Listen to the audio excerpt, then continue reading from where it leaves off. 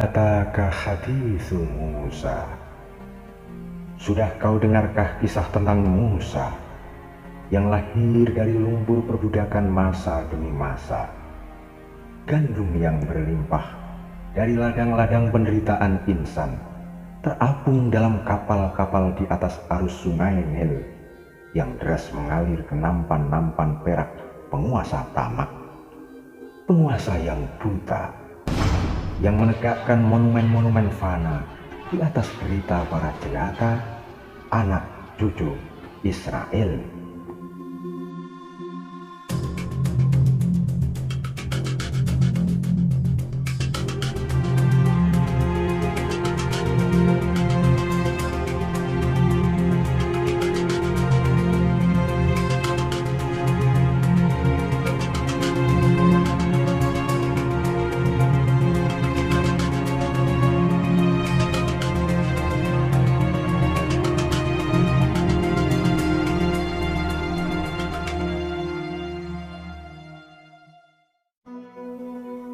Israel merupakan nama lain dari Nabiullah Yakub, putra Ishak, putra Ibrahim alaihi salam, yang pada masanya mencetuskan iman atas keesaan Tuhan.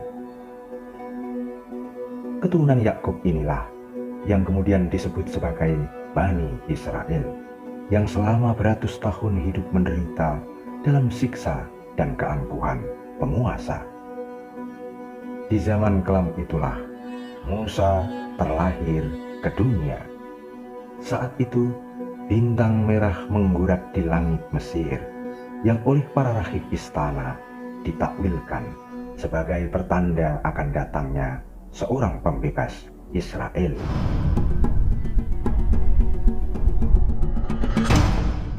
Demi menjaga keselamatan kekuasaannya, Fir'aun menitahkan agar seluruh bayi laki-laki Bani Israel dibunuh, dihabisi tanpa kecuali. Among these slaves there is a prophecy of a deliverer who will lead them out of bondage. The star proclaims his birth. Since this deliverer is among their newborn, only their newborn need die. Every newborn Hebrew man-child shall die. So let it be written. So let it be done.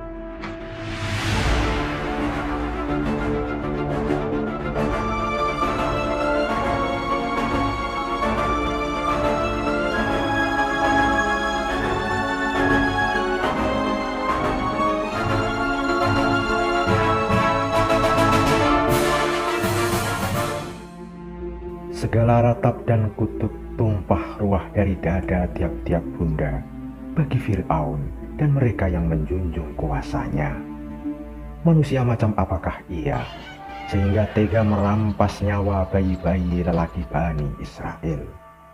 Tapi Fir'aun hanyalah seorang insan yang tak mampu menjangkau seluruh nasib manusia. Oleh Yang Maha Tinggi lagi Maha Mengasihi, Musa dijaga segenap keselamatannya, bahkan tumbuh besar di dalam keluarga sang tiran itu.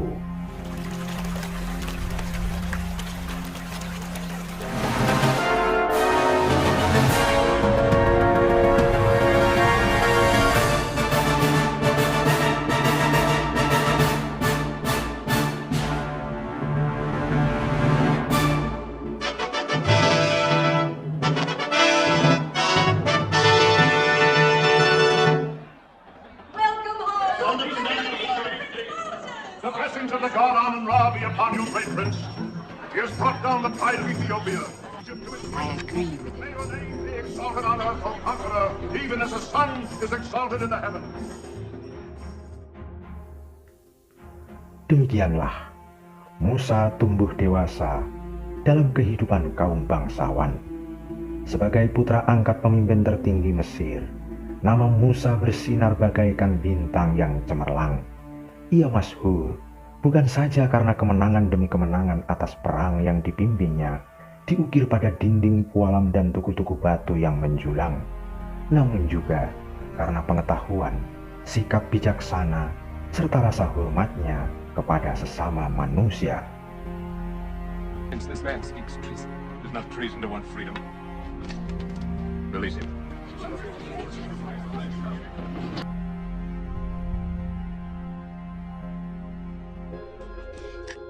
Noble one. It caught. I have not the strength to free myself. Your shoulders should not bear a burden, old woman.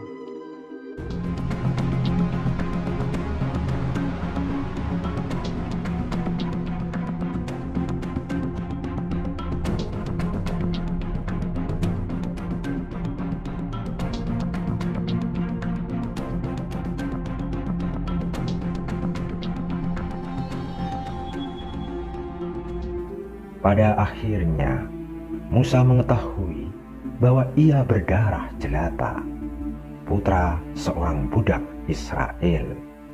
Di sini, kisah yang sesungguhnya dimulai. Musa kembali kepada sang bunda dan menunaikan takdir hidupnya sebagai seorang Israel.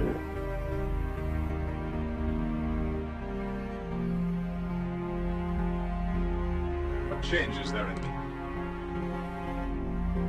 Egyptian or Hebrew, I am still Moses.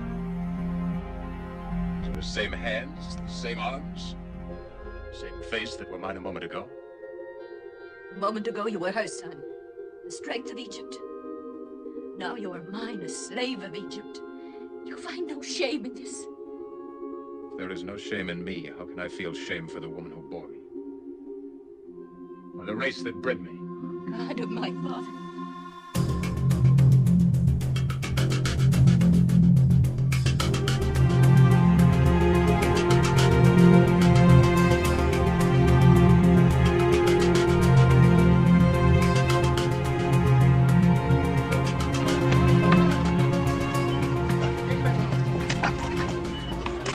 That's a hard dance you do, old man. We've been dancing it for 400 years. Bring music. The only deliverer that has come to us is death. Back to work, you gray mule.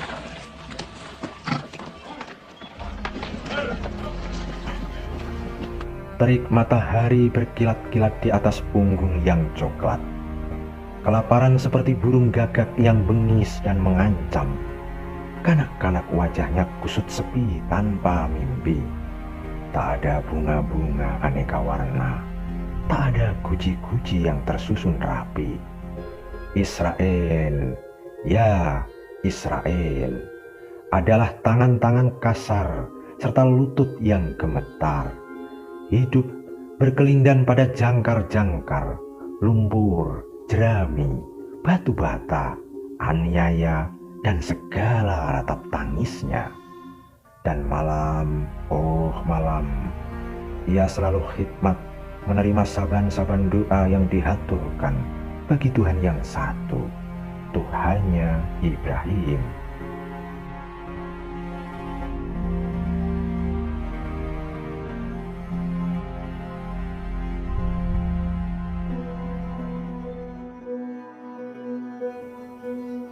Setelah sekian lama bergumul dengan lumpur bersama budak-budak Israel, hari itu Musa datang ke istana Fir'aun dengan tangan dan kaki menggelincingkan rantai besi, tanpa mahkota, tanpa upacara, tanpa puji-pujian dan bunga-bunga. Tubuhnya yang terbalut lumpur, serta kulit legamnya yang bagai platina, mengabarkan getir dan kerasnya kehidupan kaum Israel dalam menempuh hari-hari gersang perbudakan. Di hadapan Fir'aun dan di antara tatapan mata orang-orang yang dulu mencintainya, Musa berjalan dengan leher dan pundak yang tegak, bersiap menerima hukuman atas terbunuhnya seorang Mesir serta tuduhan pengkhianatan. Great Pharaoh, I stand in the shadow of your justice. Whose work is this? I warned you of his treason, my father. The evil star foretold him as the destroyer of Egypt and deliverer of slaves. He's the son of Hebrew slaves. Speak, my son. I am the son of Amram and Yoshabel, Hebrew slaves.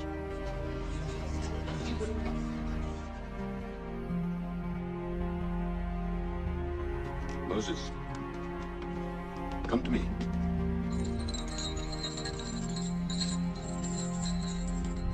You are not a traitor. But you would not lead these people in revolt against me. Tell me, Moses, I will believe you. I am not this deliverer you fear. It would take more than a man to lead the slaves from bondage. It would take a god. But if I could free them, I would.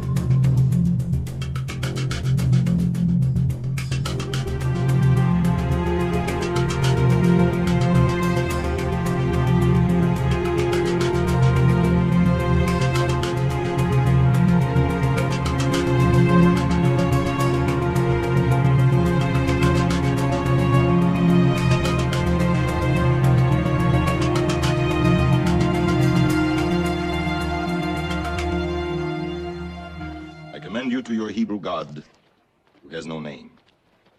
If you die, it will be by his hand, not by mine.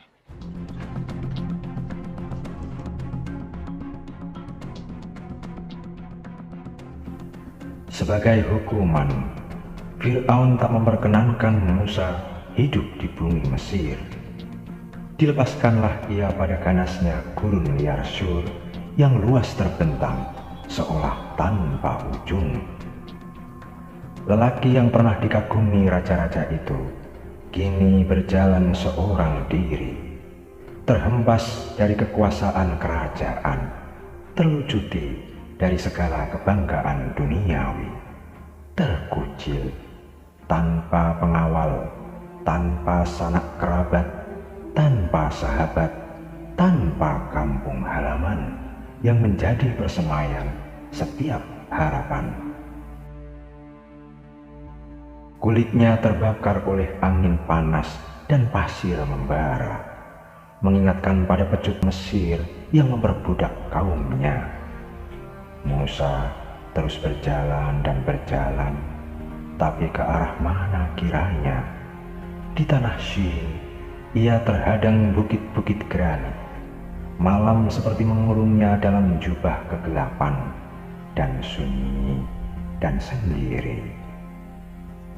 Terdengar suara angin seperti menggeram, seperti menjerit di bukit-bukit, seperti memanggilnya, yang disahut suara lain dari angkasa.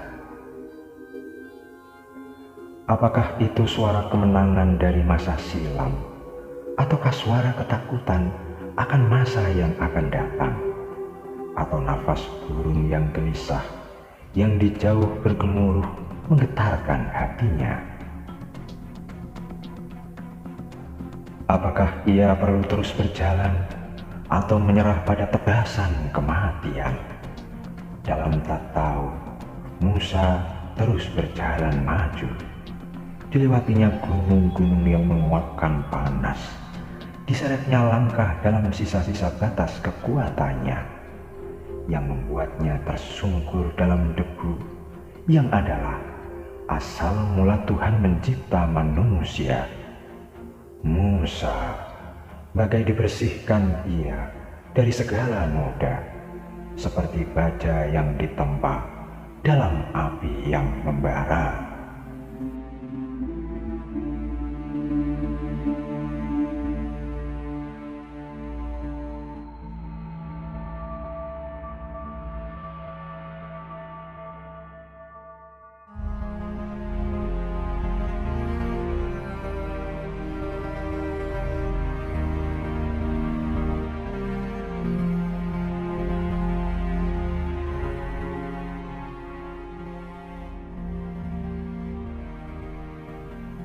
Setelah melampaui perjalanan berat itu, terkisah bahwa Musa tinggal bersama seorang salih bernama Yitro, mengembalakan kambingnya dan menikah dengan putrinya. Syahdan, tibalah saat di mana Allah yang maha mendengar lagi maha mengetahui, memanggil Musa ke lembah suci Toa untuk memberi peringatan kepada Fir'aun. Hal ataka hadithu Musa idh nadahu rabbuhu bil wadil muqaddasi tuwa idhab ila fir'auna innahu tagha.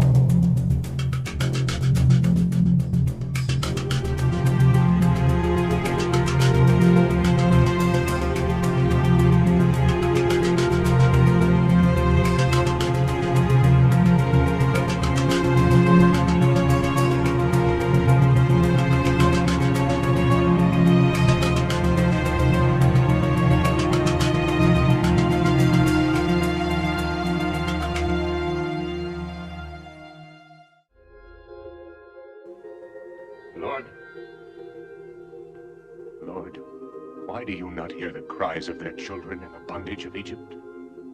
For I know their sorrows. Therefore I will send thee, Moses, unto Pharaoh.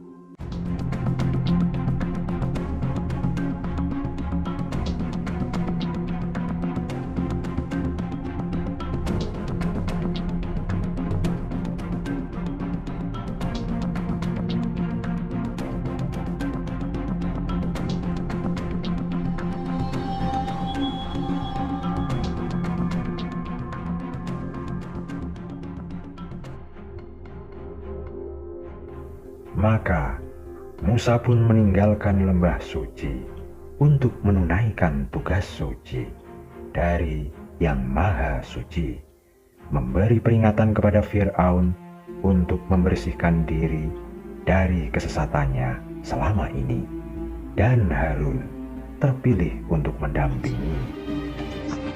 What gifts do you bring? We bring you the word of God. What is this word? Let my people go. Slaves are mine. Who are you to make their lives bitter in hard bondage? I do not know your God. Men shall be ruled by law, not by the will of other men.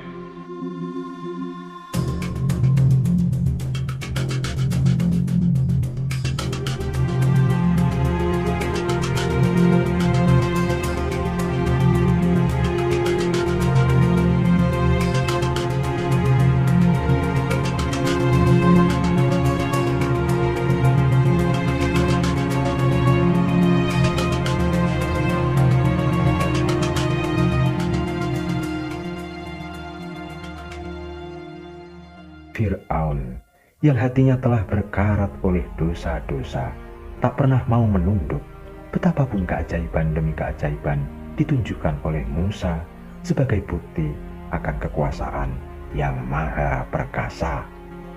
Al-Quran yang mulia mengabarkan 9 mukjizat yang nyata telah diberikan kepada Musa.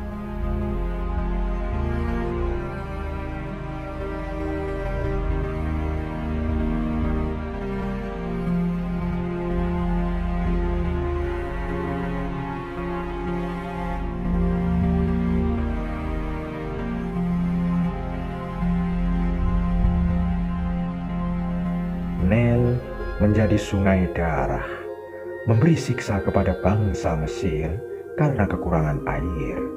Badai taufan dan hama serangga membabi buta, menghancurkan ladang-ladang mereka, sementara ladang kaum Israel tak tertimpa suatu apa. Jutaan katak merajalela di mana-mana, mengusik ketenteraman hidup mereka. Wabah dan kematian bagai menyeringai di hadapan wajah-wajah angkuh yang tak juga menunduk pada kebesaran Allah yang Maha Kuasa atas segalanya.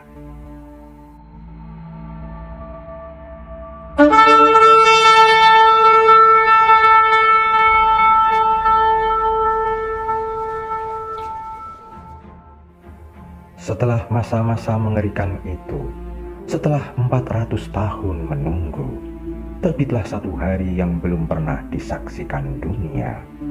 Dari timur dan barat, dari utara dan selatan, kaum Israel berdatangan bersama ternak dan segala yang mereka punya, berkumpul di bawah tugu batu Ramses yang menjulang, yang dibangun oleh keringat dan darah mereka. Musa, sang Nabi Allah, mengumpulkan mereka untuk keluar dari negeri Mesir menuju tanah kebebasan di mana merekah bunga-bunga harapan.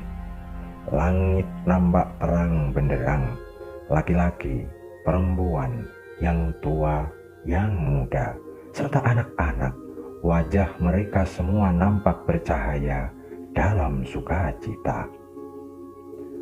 Kemanakah gerangan mereka kiranya?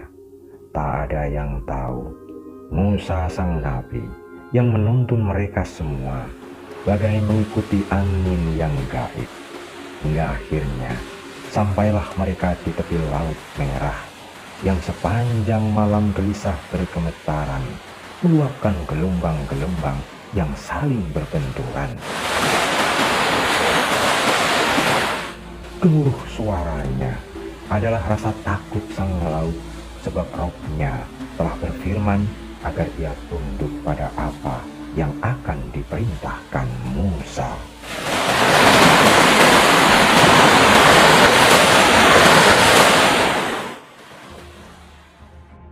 Sementara dalam puncak kemarahannya, Fir'aun dengan bala tentaranya yang megah telah bersiap menghabisi setiap nyawa Bani Israel.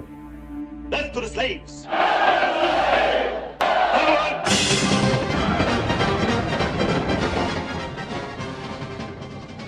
Berangkatlah pasukan berkuda Fir'aun melesat dari gerbang istana seperti anak-anak panah yang terlepas dari busurnya. I ordered men to block the pass. How can we fight Chariot? Yes, he has delivered you to death. Order the men to move back, Joshua. Moses for this. Deliver him to Pharaoh. He's a false prophet who delivers you to death. No, you'll be dead under them. Behold his mighty hand.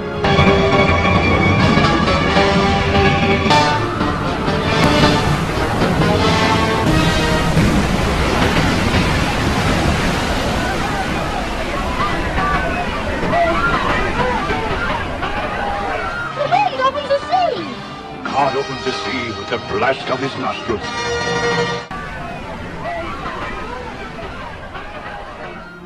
Atas izin Allah yang Maha Perkasa, setelah Musa mengukulkan tongkatnya, maka terbelahlah Laut Merah. Tanah dasarnya mengering sehingga mudah dilalui saat penyeberangan terjadi. Tiap-tiap belahannya seperti gunung yang besar. Bahkan dalam riwayat lain, Ibnu Abbas menceritakan bahwa laut terbelah menjadi 12 bagian yang masing-masing jalan diperuntukkan bagi tiap-tiap kabilah. Dan manakala Fir'aun bersama bala tentaranya menyusul sampai ke tengah laut, Musa kembali memukulkan tongkatnya sehingga laut kembali mengatup.